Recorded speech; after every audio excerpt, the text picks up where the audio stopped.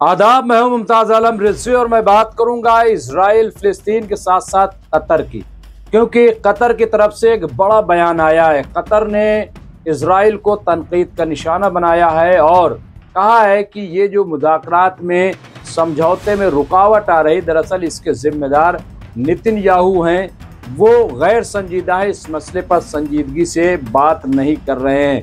तो ये बहुत अहम बयान आया है, लेकिन ये उस वक्त आया है कि जब डोनाल्ड ट्रंप जो अमेरिकी प्रेसिडेंट हैं वो आकर चले गए।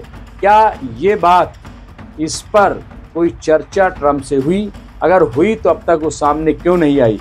आखिर इसको छिपा करके क्यों रखा जा रहा है? अगर बात हुई है, इन तमाम मसलों पर, इन सवालों पर हमने बातचीत की शौकत भारती साहब से और जानने की कोशिश की कि ये जो कतर का बयान आया है इसको आप किस तरह से देखते हैं, इस बयान के क्या मानी है? क्या ये वाकई कतर की तरफ से एक हमला है या है क्या? इस पर शौकत भारती ने जो जवाब दिया है वो बहुत कीमती है, सुनिएगा जरूर। मैं जोड़ूंगा हमारे साथ शौकत भारती साहब, जो स्पेशल लाइव हमारा चल रहा है उसमें शिरकत कर रहे हैं। उनसे हम बातचीत करेंगे। दो तीन चीजें बड़ी वादे सामने आ गई। कतर नाराज हो गया। कतर ने बहुत बड़ा हमला किया है इजराइल पे, ये कहते हुए कि इजराइल दरअसल बातचीत में संजीदगी का मुजाहरा नहीं कर रहा है, गलत बात कर रहा है। तो ये बयान कितनी अहमियत का हामिल है? हालांकि सब जानते हैं कि इजराइल ही गड़बड़ कर रहा है, सब जानते हैं कि इजराइल जेनोसाइड कर रहा है, कोई इसमें ढकी छुपी बात नहीं है।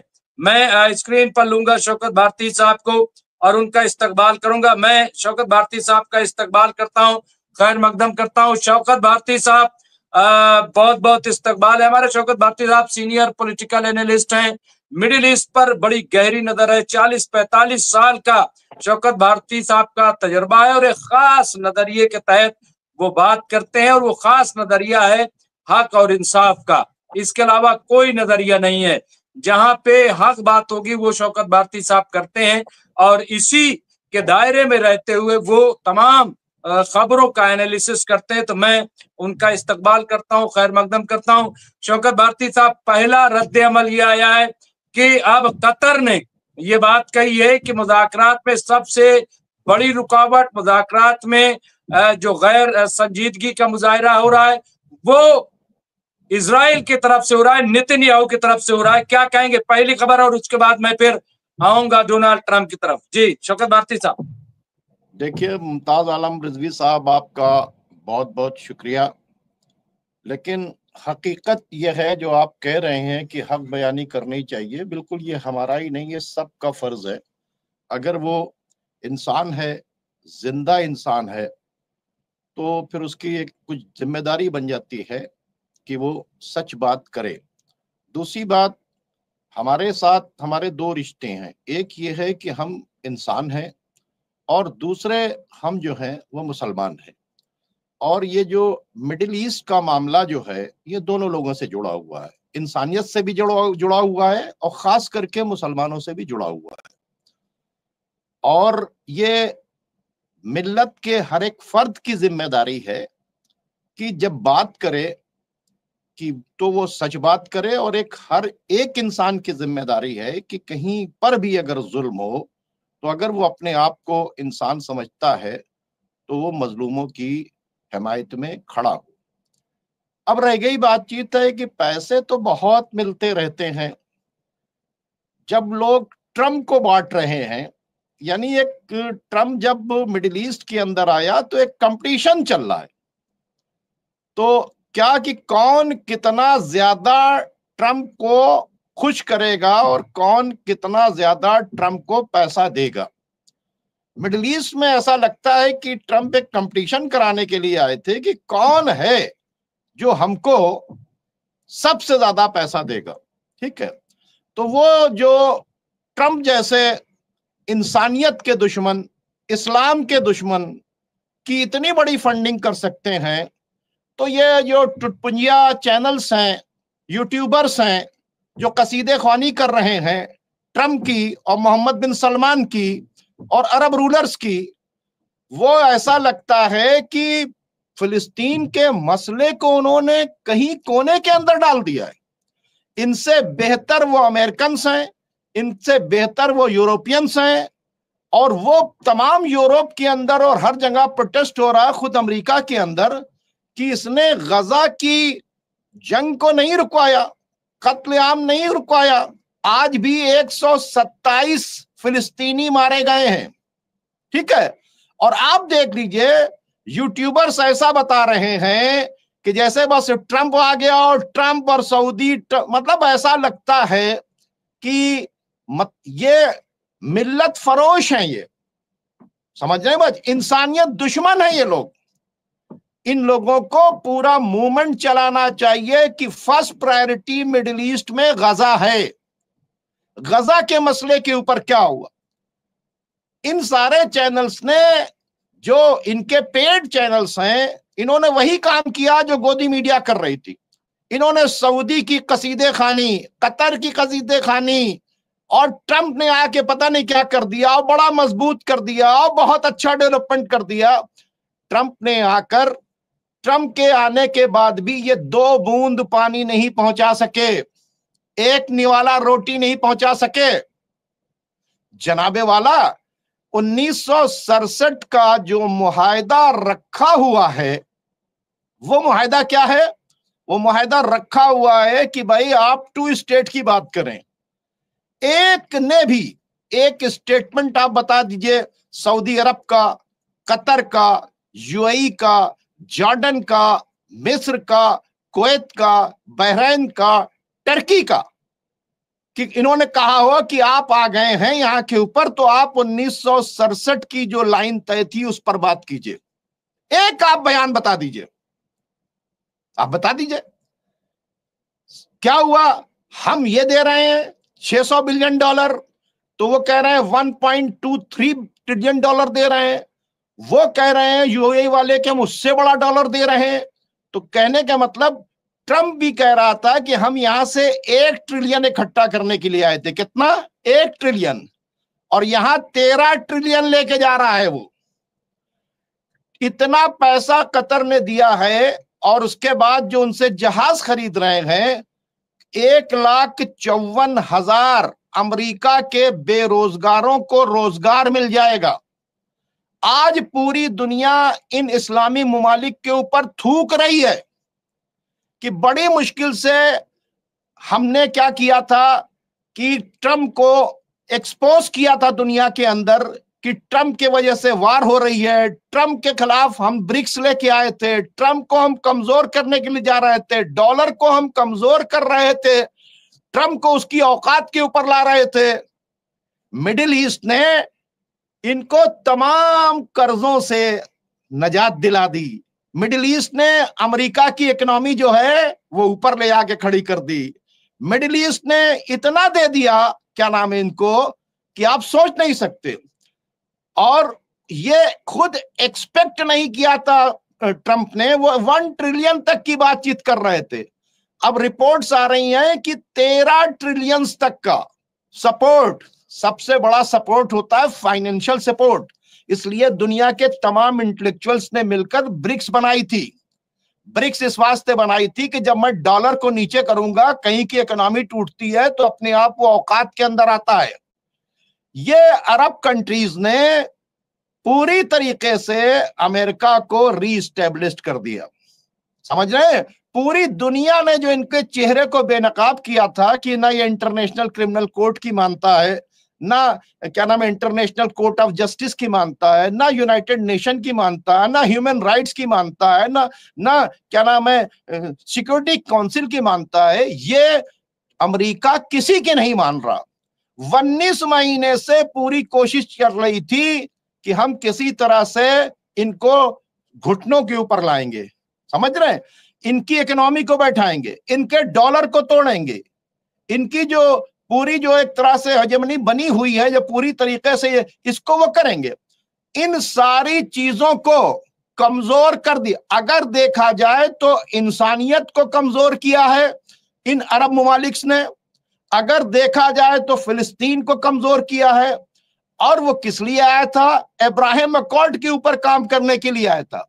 याद रखिए कि इब्राहिम अकॉर्ड जो है ट्रंप ने ही बनाया था, हाँ, लेकिन जो जमीर फरोश जो है, मिल्लत फरोश लोग जो हैं, ठीक है, वो इस तरह की बात कर रहे हैं।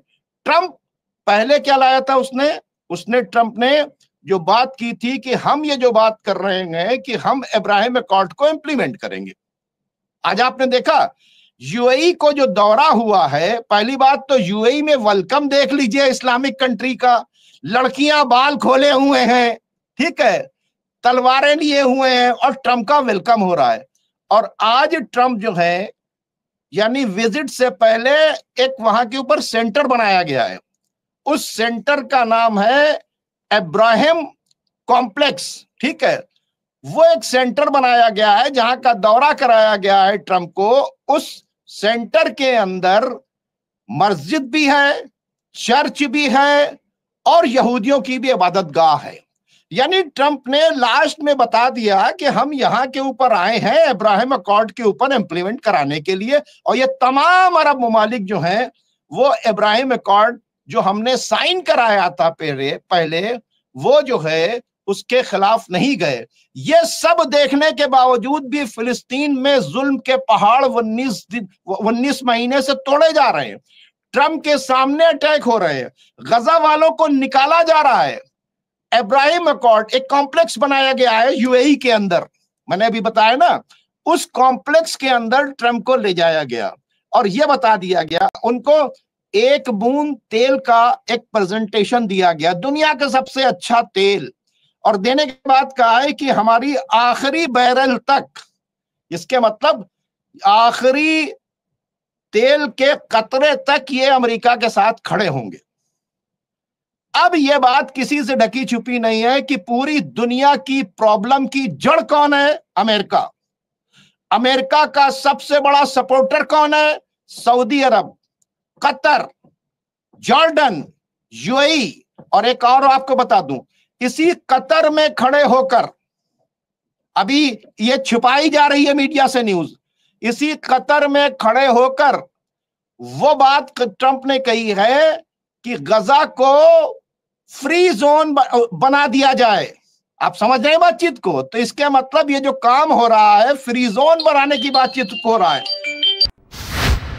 इसी कतर पर बातचीत के दौरान शौकत भारती ने यह भी कहा कि ये वही कतर है जहां पर डोनाल्ड ट्रंप ने खुल्लम खुल्ला ये ऐलान किया कि हम गजा को फ्री जोन बनाएंगे। आखिर फ्री जोन है क्या? क्यों ये बात डोनाल्ड ट्रंप ने कही और क्यों सारे लोग खामोश रहे? वहां पे किसी ने कोई क्यों सवाल पुटअप नहीं किया? क्या वाकई सब डरे हुए? क्या है क्या? इस पर भी शौकत भारती साहब ने बड़ा अच्छा तबसरा किया है, जरूर सुनिए। ये देखिए,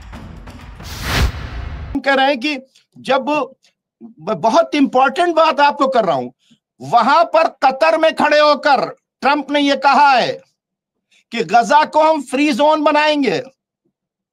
1967 टू स्टेट की बात नहीं हुई है। फ्री जोन के मतलब कि गजा खाली कराएंगे, उसको डेवलप कराएंगे, उसके अंदर सब लोग रहेंगे और हम वहां के ऊपर फैसिलिटी दे देंगे। तो अब आप ये बताइए, सऊदी अरब से खड़े होकर ईरान को वहां के ऊपर कंडेम किया गया और यह कहा गया कि इस खित्ते के अंदर प्रॉब्लम की जड़ जो है वो ईरान है। यूएई के अंदर अभी यह बयान दिया गया है जिस पर रिएक्शन आया है, क्या नाम है, ईरान के फॉरेन मिनिस्टर का, कि क्यों उन्होंने रिएक्शन दिया कि ये जो बयानबाजी तुम कर रहे हो, तुम किसी भी हालत में हमारे किसी भी इनरिचमेंट के प्लांट को हम बंद नहीं करेंगे, हम अपनी शर्तों पर बात करेंगे। तो मैसेज क्या दिया उन्होंने? लेबनान के जो वजीर आजम आए हुए थे, सदर आए थे, उनको बैठाया वहां के ऊपर सऊदी अरब में, उनसे क्या कहा कि आपको हिजबुल्लाह को कंट्रोल करना है, और सऊदी अरब से कहा है कि आप वहां पर डिसआर्म करेंगे। यमन के बारे में उन्होंने क्या कहा है सुनिए, यमन के बारे में उन्होंने जुमला कहा है कि यमन को आपको यानी नॉर्मलाइज करना है। दोनों वहां की जो पार्टीज हैं, अब्दुल सालेह की और हौसी की, इन दोनों को करना है, और यहां से मतलब यानी हमारे खिलाफ जो मूवमेंट चल रहा है इसको रुकवाना है। समझ रहे हैं? जौलानी को बुलाकर उन्होंने क्या कहा है कि इजराइल के साथ आप बेहतर रिलेशन रखेंगे। आप समझ जाए बातचीत को। जो ये झूठ बोल रहे हैं लोग कि वो उसने बेंजामिन नेतन्याहू को छोड़ दिया और इजराइल को छोड़ दिया और इजराइल को मुंह नहीं लगाया और सऊदी अरब, ये बहुत बड़ा झटका है। ये जो ड्रामा कर रहे हैं, ये मिल्लत को धोखा दे रहे हैं, ये कौम को धोखा दे रहे हैं, ये फ्रॉड कर रहे हैं। ये सऊदी पेरोल पर पलने वाले लोग एक मिजाज बना रहे हैं ये ट्रंप के फेवर के अंदर। ट्रंप इंसान, जब आप बताइए कि हिंदुस्तान की जंग, जैसा कि ट्रंप कह रहे हैं कि मैंने अपने फोन से रुकवा दी, जो 48 घंटे की जंग फोन से रुकवा सकता है, तो वो इजराइल जो पूरा तरीके से अमेरिका पर डिपेंडेंट है, अमेरिका के असलहे, अमेरिका की इंटेलिजेंस, अमेरिका की आर्मी, अमेरिका का थॉट सिस्टम, आप बताइए कोई एक सामान उसने इजराइल के लिए रोक दिया? कोई सख्त बयान दिया? एक बयान दिया कि क्या कर रहे हो, हम यहां के ऊपर बैठे हुए, तुम कत्ल गारतगरी खूनरेजी कर रहे हो, इसे बर्दाश्त नहीं किया जाएगा। एक बयान नहीं दिला सके। अफसोस ये है कि कौम ये कब समझेगी, ये अंदर के गद्दार, आप समझ लीजिए, जिस तरह से अंदर के गद्दार अरब कंट्रीज के अंदर बैठे हैं, इसी तरह के अंदर के गद्दार यहां पर चैनल्स की शक्ल में बैठे हुए हैं, जो सही बात नहीं। पूरी दुनिया से अगर पूछिए कि सबसे बड़ा इंसानियत का दुश्मन कौन है, तो पहले नंबर पर आएगा ट्रंप। पूरी दुनिया से पूछिए कि इजराइल जो है ये सब इतना बदमाशी क्यों कर रहा है, तो कहेगा ड्यू टू अमेरिका। पूरी दुनिया से अगर पूछिए कि इस्लाम का सबसे बड़ा दुश्मन है, तो पता चलेगा ट्रंप। सबसे बड़ा दुश्मन कौन है, कहा जाएगा इजराइल। आप बताइए, ये अपने आप को मुसलमान कहने वाले खादमैन हरमैन शरीफैन जो है, ये कहां खड़े हैं? दुनिया ने मिलकर पैसा खर्च करना था ना। जब अमेरिका से निकाले जा रहे हैं लोग, बड़े बड़े प्रोफेसर, तमाम लोग, तो पैसा खर्च करो ना, उनको अपने मुल्क में बुलाओ, यूनिवर्सिटी बनाओ, अमेरिका से ज्यादा पैसा दो, अरब को डेवलप कर लो। मेरी बात समझ रहे हैं ना बात? तो आपने ये सब करने के बजाय जो है, आप क्या कर रहे हैं? क्यों नहीं यूएई ने कहा कि हम ऐसी यूनिवर्सिटी खोलेंगे और जो अमेरिका से निकाले जा रहे हैं एक्सपर्ट्स, उनको हम बुलाकर यहां पर सबसे बड़ा रिसर्च सेंटर खोलेंगे। क्यों सऊदी अरब ने इस बात को नहीं कहा? क्यों कतर ने इस बात को नहीं कहा? ट्रंप ने कहा कि मेरा जहाज पुराना हो गया है 42 साल का, तो 416 बिलियन डॉलर का सोने का जहाज बनाकर दे दिया। आप समझ जाए बातचीत को। वो कह रहा है 1 ट्रिलियन इकट्ठा करने के लिए आए थे, 13 ट्रिलियन इकट्ठा हो गया। क्या है जवाब किसी के पास? आप समझ रहे हैं बातचीत को। लेकिन प्रोपेगेंडा मशीनरी ऐसी है, और ऐसे जो चैनल्स के सब्सक्राइबर भी बहुत हैं। और मैंने देखा कमेंट्स के अंदर कि वो ट्रंप का और मोहम्मद बिन सलमान का फोटो डालकर और बता रहे हैं पता नहीं क्या हो गया। तो मुझे तो ऐसा लगता है कि वो लोग जो कल यजीद के साथ थे, जिसकी पावर थी, आज वो लोग वहीं के ऊपर हैं। और सवाल ये पैदा होता है, ईरान को खित्ते के लिए खतरा बताया गया, जबकि सब जानते हैं कि खित्ते के लिए सबसे बड़ा खतरा इजराइल है। सबसे बड़ा खतरा इजराइल है। बिल्कुल। अब तो पूरी दुनिया ने देख लिया कि सिर्फ यही के लिए नहीं खतरा है, पूरी दुनिया के अंदर खतरा इजराइल है। जी तो नाज़रीन, ये कतर और इजराइल के ताल्लुक से खबर थी और शौकत भारती की बातचीत पर मबनी ये खबर थी। बाकी खबरों के लिए आप देखते रहिए MMC न्यूज़ इंडिया। बहुत बहुत शुक्रिया।